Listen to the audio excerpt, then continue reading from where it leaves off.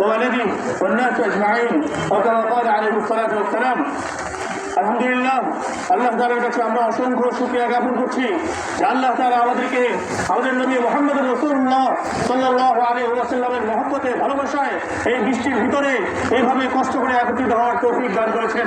এই জন্য আমরা দিল থেকে শুকরিয়া আদায় করি আলহামদুলিল্লাহ।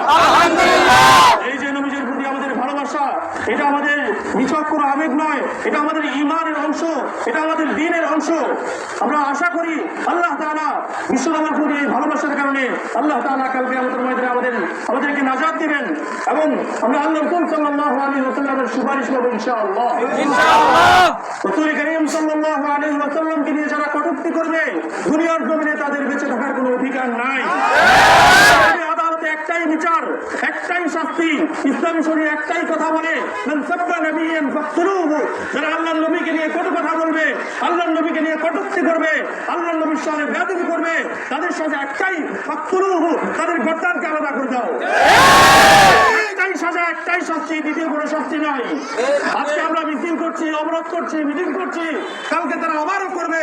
এই জন্য মুসলিমদের মধ্যে খালিদ বিন ওয়ালিদের মতো যুবক তৈরি হইতে হবে, মুহাম্মদ বিন কাসিমের মতো যুবক তৈরি হইতে হবে, মুহাম্মদ বিন মাসলামার মতো যুবক তৈরি হইতে হবে, যারা নাকি এই সমস্ত গাদ্দার, কুলাঙ্গার এবং নাস্তিকদের গর্দানকে আলাদা করবে।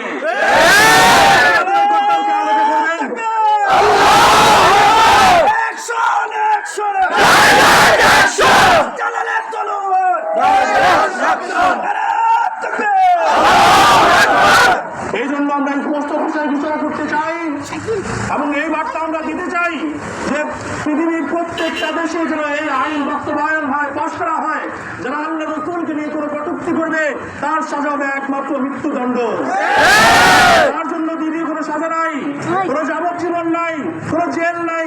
একমাত্র সাজা হচ্ছে তাকে হত্যা করতে হবে, তাকে হয়তো শুরু চড়াতে হবে, না হয় তাকে ফাঁসিতে চড়াতে হবে। একজন বেয়াদবকে যদি এভাবে শাস্তি দেওয়া যায়, ইনশাআল্লাহ হাজারো বেয়াদব শায়েস্তা হয়ে যাবে। যারা আল্লাহ রাসূলকে নিয়ে কটূক্তি করে তাদের জন্মের ঠিক নাই।